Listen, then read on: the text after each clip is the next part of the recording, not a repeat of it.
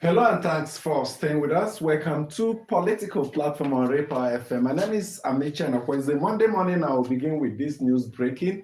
Head of Service Complex in the Federal Capital Territory, Abuja, on fire. Sections of it on fire. We expect the fire service to really get to the matter. Good enough, there's a unit of fire service station within the Federal Secretariat where the head of service is to really attend to it.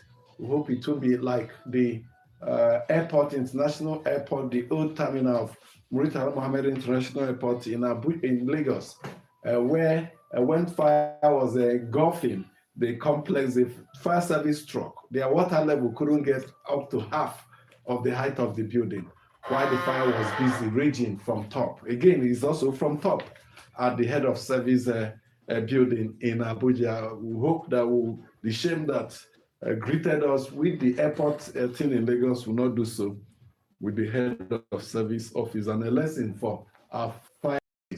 There are tall buildings in Lagos and Abuja, so if you're making provisions, you have to get equipment that can reach 12 floors. There are buildings that are up to 14 floors in Abuja and much more in Lagos. So we'll have to put more money on those areas and ensure that indeed we protect ourselves.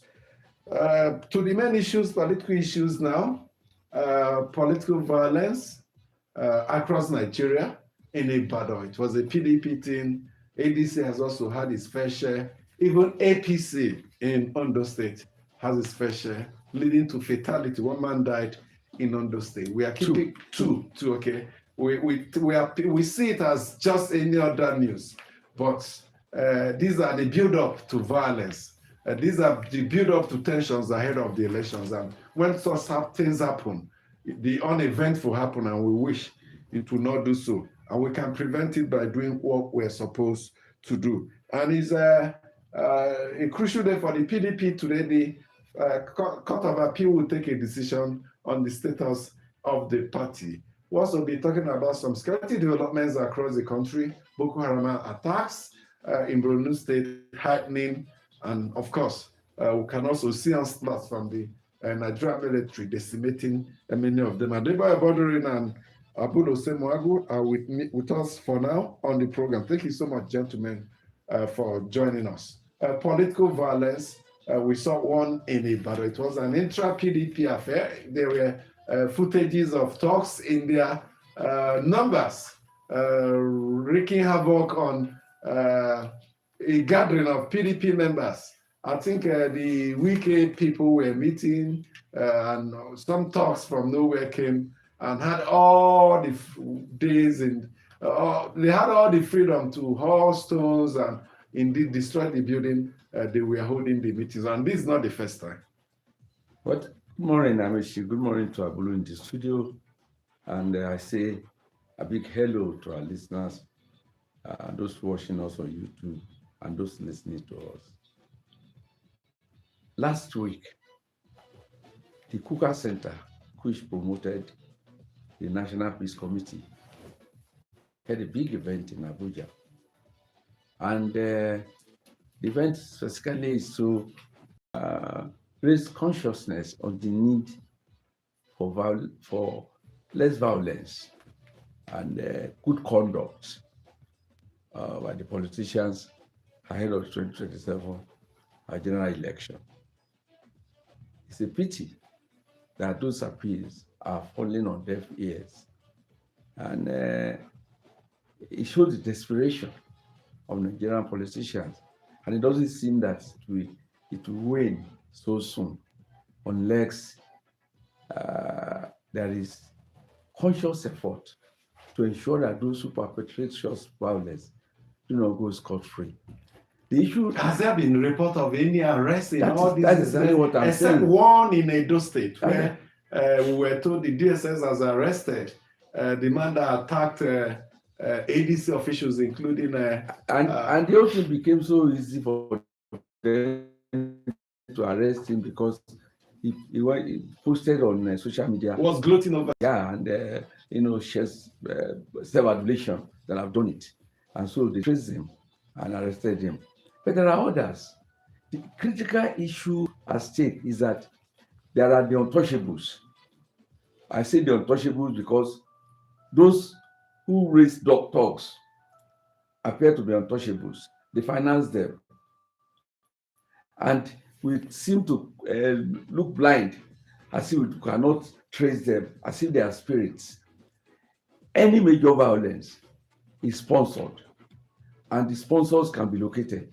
And until we start ensuring that those sponsors do not go scot-free, I do not see an end to violence. The perpetrators. Political violence in Nigeria.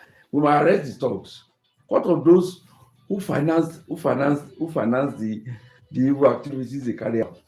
So until we start doing that, and when the call was made to have a special Political offense commission. It's not one of those that Electoral Offences Commission. Yeah, electoral. It's not one of those that is considered by our legislators, because some of them will also be perpetrated. I'm sorry to say, it may be true that some of them are also raising thugs. Okay. So if they are not raising thugs, why is it difficult for them that for close to almost 2 decades, or no, maybe 1.5 decades, since the OAS panel made that recommendation, is that recommendation is being seen as if it does not matter. Okay, let's bring in Abulu here. Amici, it's nice to be here. Happy New Week. Let's also use the opportunity to wish our women Happy International Women's Day, which was marked on March 8th. That was yesterday. Every woman listening, we wish you a memorable celebration. And let's see what the people pushing for special seat for women, how they will feel. Because I heard that APC is saying that 40% of elected positions will go to women. We wish them all the best. Amici, it is pre-elections that we are having this violence, because primaries, what do you call it? Parties are having their ward primaries, ward election, and they are selecting their. Sorry for the distraction. So what we are seeing is a pre-election violence, and nobody wants violence before, during, and after elections. But that has been the case in Nigeria. You have the DIGs, who are called the desperate, insincere, and greedy politicians, who sponsor these talks and who make the security officials compromise their stance by closing their eyes to violence against supposedly opposition. So I don't know what Nigeria is planning to do to ensure that, apart from the banditry, the insurgency fragile in Nigeria. I mean, you must tell you, we heard about the kidnapping of some Abuja and Buhari over the weekend. When you have such rescue of some, when you have such cases, and you still have issue of political violence. If it's not a political platform, I wouldn't have talked about that, because it is unheard of for politicians to at this time misbehave, for persons to even be killed. If not for those persons that were killed, I don't think we need to talk about it. So politicians must know that as they are desperate, they should remember what Jonathan said, that his ambition does not want the blood of any Nigerian. Is that ringing on their minds? Do they really reason that nobody should be killed in the presence of them trying to get to that political office? So caution should be there while they campaign, while they move around with their talks. Okay, so we are raising this issue because we believe it's not getting the desired reaction and attention. Just over some few weeks now, Peter Obi and co were attacked in Edo State. Only one person that confessed on social media arrested. Those that attacked them came in their numbers. PDP, APC, in Ondo State, 2 persons were killed. I don't know whether anybody has been arrested. Even the guy that was arrested in Edo, has he been prosecuted? In Rivers State over the weekend, Rotimi Amechi was going to register to ADC. The building was destroyed, set on fire. There were gunshots. Nobody has been arrested. There are several cases, and when the security agencies who know, they know the perpetrators, because if you post any social media criticism of a leading government official, they come for you in the guise of a cyberbullying. Wherever you are, they use all their gadgets. Their professionalism and efficiency will come to the fore, and they will pick you and prosecute you. But for these people perpetrating violence, they appear not to be interested in it, and it has grave consequences. And we are sounding the warning. It has grave consequences. It's being reinforced, political violence. There's a point it will get to, then the uneventful will happen. But we know it's preventable. PDP is facing the appeal court today. The two factions, multiple cases in the High Court, Federal High Court, State High Court, and all that. But the appeal court will decide on whether the convention in Ibadan was right and whether the fashion of Wike or the other one by the senior advocate is authentic one. Yes, well, I think we wait and keep our eyes to hear what will emanate from the Court of Appeal. I think one thing that will emerge is that it will determine the fate of the party, even if they decide to appeal at the Supreme Court, is that it will go a long way to the preparedness of the party to even feature candidates in the 2027 election. Very crucial. And the theory being bandied around that there are individuals that want to keep the party permanently down so that it does not even field candidates. Would watch out for it. But one fact remains that PDP issue of Nigerian political history, issue of politics in Nigeria and the Fourth Republic cannot be written without the mention of PDP. For 16 solid years, they were in power. They were the one that midwifed the processes that led to the establishment of governance, because they were in command control of so many states and a National Assembly and the presidency at that time. So if that party is, if with the effort being made, they stand its dead nail of it, it's sad, because out of all the parties that participated in the first two elections following the transition to civil rule successfully by General Absalami Abubakar, it's the only party that is here existing today. Alliance for Democracy is dead. Has transmuted or transformed. ANPP has transformed also. Yes, transformed. Joined the parties that formed the APC today. Yeah. So it's the only party that is in existence. And I think Abga is still there too. Abga did not start in 1999. So it's left for the leaders to see what they can do. One of the leading members of the party, Gbenga Olawepo Ashim, over the weekend promised that he will unite the factions. Whether that one will work now or it's going to be a futile effort, we will see in the days ahead. Now, the Court of Appeal will deliver judgment today. The matter may end up at the Supreme Court.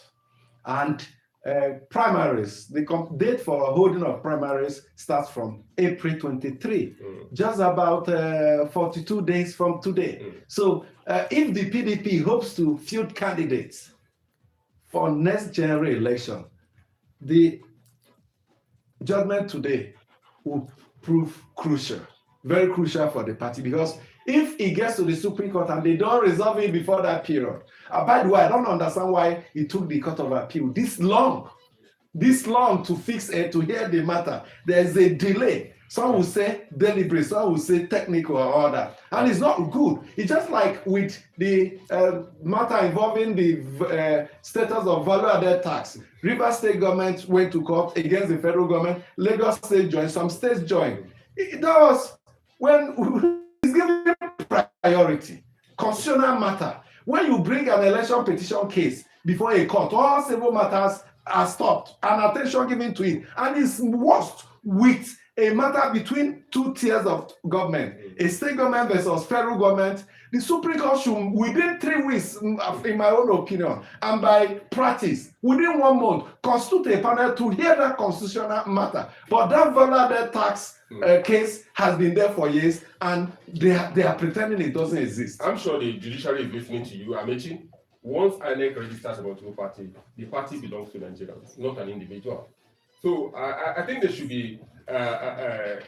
should buckle up to see that before the April 23rd, all legal issues pertaining the authenticity of the Ibadan Convention of PDP, or whether the Wike faction is an authentic group, it should be let known, because there are Nigerians, there are citizens who still belong to this.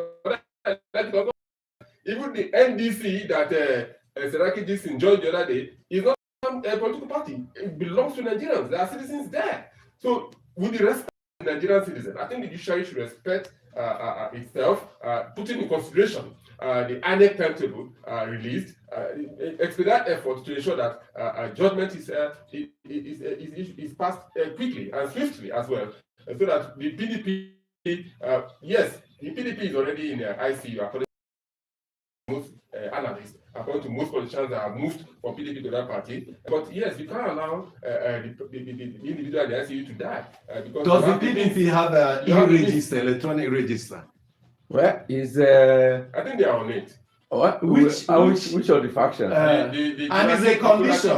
And it's a condition before you can participate in the primaries. Even for no primary. That's why I'm saying that the way things are going, I hope it will not be a tough battle for PDP to field candidates in 2027.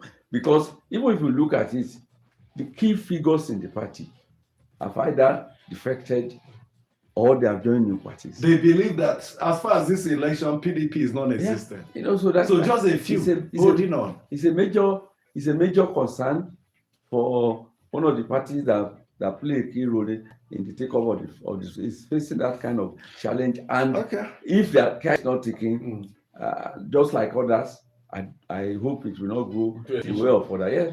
You know. Well, as the ladies come with the mails, is it the desire of some persons? Is it promises that were made to the president that is playing out?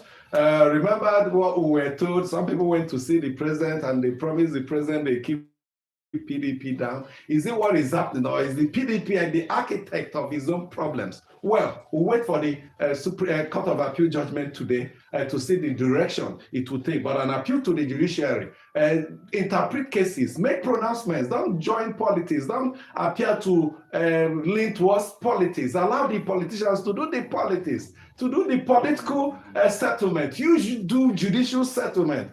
Put your feet on the ground, deliver judgment expeditiously on issues that matter on national development, national security, and growth of our democracy. Let's hear the mails now. All right, good morning, everyone. Welcome to the mail segment. I'm Onoshorena Ovozige. And I am Maricha Ojiti. Our first mail comes in from Ogun State, talking about the state of the economy, written in by Aniefyong Untia. It says, the high cost of petrol now across the country is making life more difficult. Imagine Nigeria not at war, yet we suffer more harm than Iran, which is at war. What happens, or what stops Nigeria from building a functional refinery and be totally independent? Which reform is President Tinubu really doing? Is this administration reforming hardship and high cost of living? The same reform that NNPC squandered over 210 trillion naira to change name from NNPC to NNPCL under the watch of President Tinubu as Minister of Petrol and Power.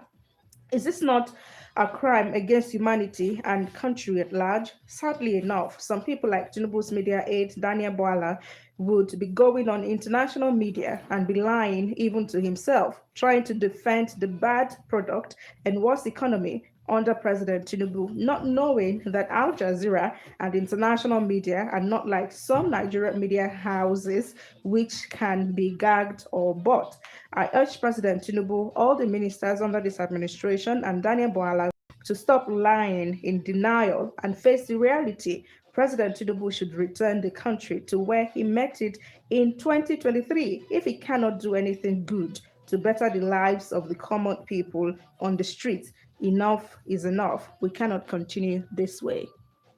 Emmanuel Kama, writing from Gowon Estate in Alimosho, Lagos, says, please permit me to observe that the ripple effects of the Israel-USA and Iran war has escalated the prices of petroleum products, especially fuel, to various increased prices.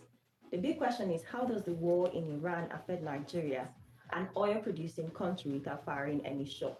Sadly enough, this dramatic increase of fuel prices per liter and crude per barrel is at the financial advantage of the federal government, that we earn more than the ordinary citizens, who are at the receiving end of paying more for the same product. Unfortunately, the escalation of the prices up to 1,020 naira and above per liter is quite sad, and it's like adding salt to an injury of the average Nigerians who are already going through hell since after the removal of the subsidy on fuel.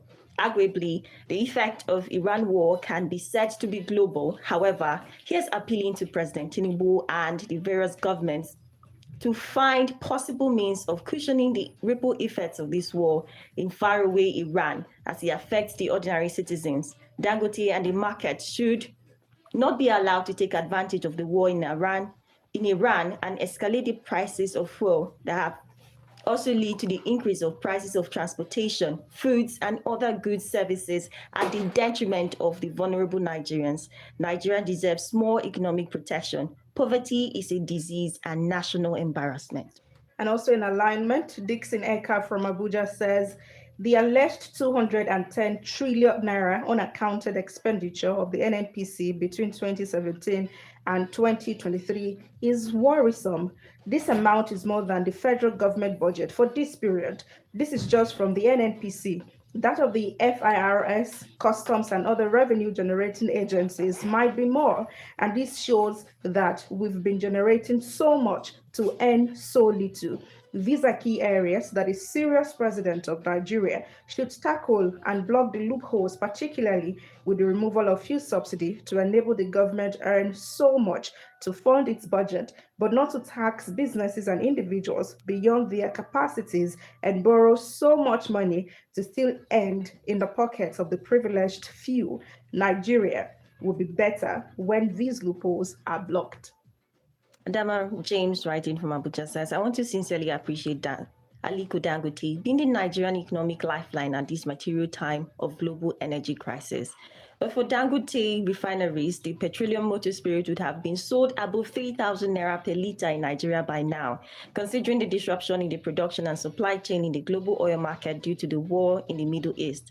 In addition to the mystery and deep-rooted corruption in Nigerian oil and gas sector, Nigerians would have been the worst hit. Thank God for Dangote refinery. It is clear that no nation can make any meaningful progress without production. A production economy is better than a consumption economy. God bless all the resilient producing industries in Nigeria.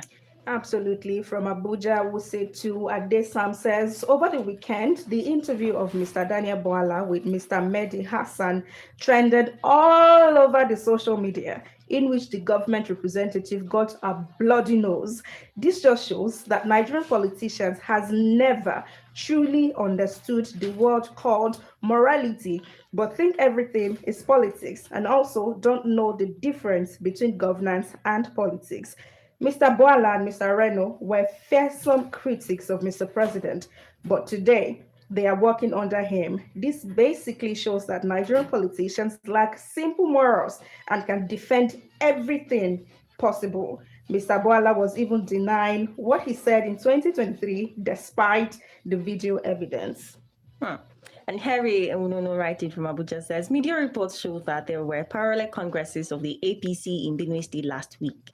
The disturbing thing about it is that, according to reports, it is only the national leader of the party, President Tinubu, that can determine which of the congresses was authentic. So I asked the following questions. Are there no provisions in the Electoral Act for the conduct of party congress? Are there no party guidelines for the same activity? Were they followed? Which of the congresses did INEC witness or monitor? Nigerians should wake up. Let us not be wide awake and every little thing remaining in our democratic credentials vanish away. Is there any further definition of impunity more than what we are witnessing? Indeed, that is all we can take on the mails today. Keep sending your mails with your name and where you're writing from to politicalplatform@dargroup.com. Thank you so much for the mail. The last mail talked about the expectations in APC that they are waiting for the president either by speech or body language before the parallel congresses held in Benue, or the political rift between the SSG, the SGF, Secretary of Government Organization, and the state governor could be resolved. And it's a dangerous dimension. Now, for everything, I have to wait for the body language of the president. When they say that's what you get in a presidential system, he uses what you call the bully pulpit to push his way through. And sometimes it gets to where you think the influence of the president will not get to. Nobody wants to be in the bad book of a president, especially a president who's ready to use all the powers at his disposal. It's not good. It may yield temporary benefits, but in the long term, it comes with grave consequences. Like our listener pointed out, there are rules, there are laws, there are procedures, and such to be followed. You don't have to wait for the president. The vice president has spoken on the matter, publicly has asked the SGF to go and settle with the governor. 2 times the SGF have ignored him. So it tells us and reinforces that belief that it's only the president, especially when he settled the Rivers State political crisis between the former governor and present governor. Except the president speaks, nothing happens. Yeah, quickly on that matter, the president, I've observed over time, he respects his friends. People that they were governors together, and those that class of 99, and he respects them a lot. And anyone that showed loyalty is top notch when it comes to politics. Any big politician, if you are loyal, he can do anything for you. But the dilemma in Benue State, for what some of us have observed, is that the people are on the side of the governor. The people are on the side. Are you sure? So, which people are you referring to? The people, because there are some people that are also on the side voted of the governor in. Whether there is SGF, if they try, the people will come out. Even if the governor decants from APC today, did you go to Benue to carry out a sort of opinion poll? Yes, that's why I said from our observation. So that is the dilemma. I think for me, is whether the governor is popular or it's not popular, it's not the issue. The issue at stake today is that there is rift within the APC in Benue State. Akume, the Secretary of the Government of the Federation, don't forget the fact, apart from being a governor, the class of 1999, it decamped from PDP to ACN. And so he's closer to the president. The relationship started from this. When they were picking key political office holder under him, when Akume was, I said, this is a reward for long friendship. Some of our listeners who wrote about the dilemma of the oil we are buying is that oil is an international commodity. Any change in price would heavily affect whatever we consume in Nigeria, because it's not being sold even in Nigeria. Crude from NNPC to Dangote is being sold at international rate. So there's no way that if the war continues, if we're not, we may pay a very, very high price for oil. As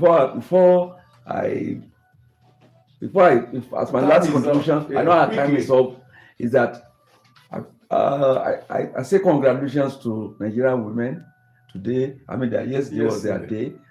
Let me also use this opportunity to praise one woman, Dr. Aisha Imam. Dr. Aisha Imam, in his 20s, as a lecturer, as a lecturer in the Department of Sociology at Ahmadu Bello University, came up with women in Nigeria. And within a short period, membership spread across the country. And that body continue what others did, like Formula. I have to say congratulations to her for the effort he put in. And Prince Okune, one of our other listeners, will be turning 70 very soon. I presume he's in Lagos, and he says, sent a note to us. Congratulations to you, sir. Those that turn 70, we give them a pride of place. Anything they want, we do for them. Recall Mama Market when she turned 70. Yes, Chief Felicia Sani. Whatever she wants, we do for her. So, Mr. Okunoye, congratulations. Whatever you want as you turn 70, we'll do for you. And he says he wants to devote the rest of his time towards drug abuse. It's becoming prevalent, and we'll support you. When you see poverty, unemployment, you must get drug abuse. Say young people will resort to drug abuse as they were finding solace, and when they resort to drugs, crime increases. So that explains the situation in Nigeria. For want of time, we can to produce the way a lot is happening, but perhaps on future editions of this program. My name is Amechi Anakwe. Have a good time.